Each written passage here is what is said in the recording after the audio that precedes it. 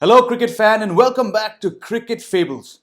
As 2021 comes to a close, it's time to look back at the most memorable Test innings of the year. So, here, after lots of recapping and re-watching and analyzing, are my top 5 picks from 2021.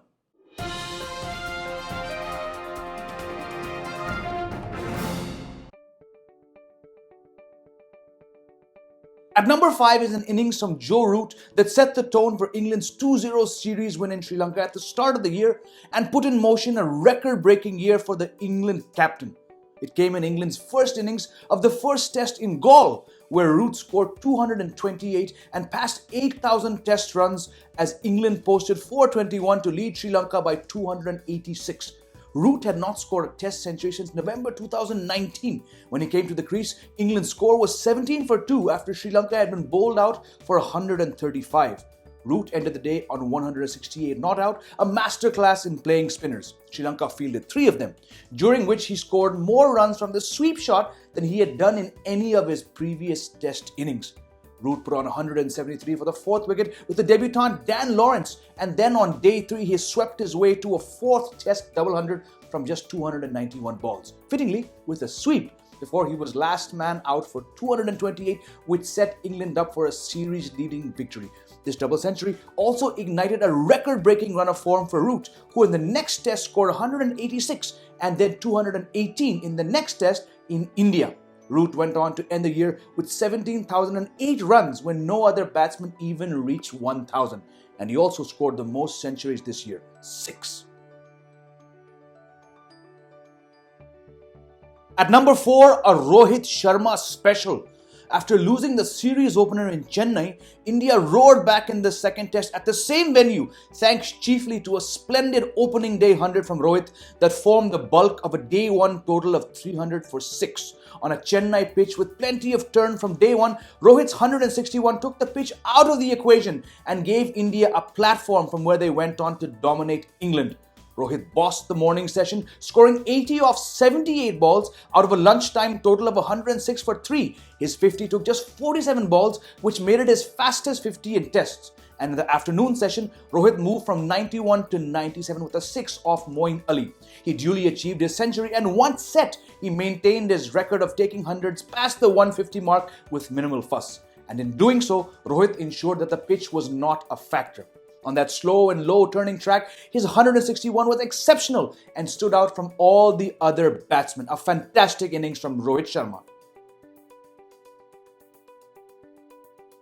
Number 3. At the Gabba in December, Travis Head made his return to Australia's Test 11 with a stirring rearguard innings of 152 from 148 balls, the third fastest 100 in Ashes history. With Australia at one stage 195 for 5 and playing his first Test match in almost a year, Head's man of the match knock turned around the home team's first innings and drove them to 425, which was a massive lead over England. After a watchful start, Head sped to his 100 in just 85 balls. A tweaked technique, in his own words, helped him get more opportunities to score, which was most evident in a passage of play in which he smashed 51 runs from 29 balls. Only Adam Gilchrist with a 57-ball Ashes century in 2006 and Gilbert Jessop, who scored 1 off 74 balls in 1908, have hit faster Test centuries between England and Australia. At number 2, the greatest Test debut ever? Maybe. An unbeaten double century from Kyle Mayers secured a historic chase for West Indies in Chittagong back in February 2021, where the highest successful chase in Asia and 5th highest overall was sealed with 6 wickets left on the last day.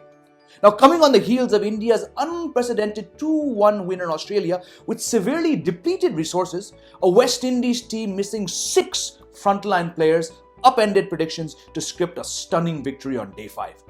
Though West Indies had not lost a Test series in Bangladesh before, the odds were stacked against them when the hosts set them a target of 395. In the first innings, West Indies had lost their last 5 wickets for just 6 runs to be bowled out for 259 in response to Bangladesh's 430. And then, chasing 395, they were in trouble at 59 for 3. But up stepped Mayers, a 28-year-old from Barbados who averaged in the 20s from his previous 32 first-class matches.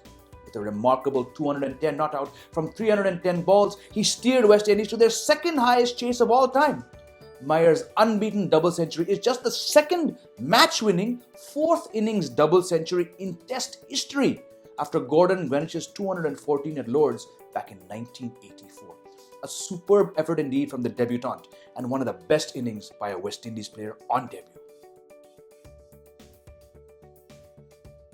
The number one Test innings of 2021. Let's rewind the clock.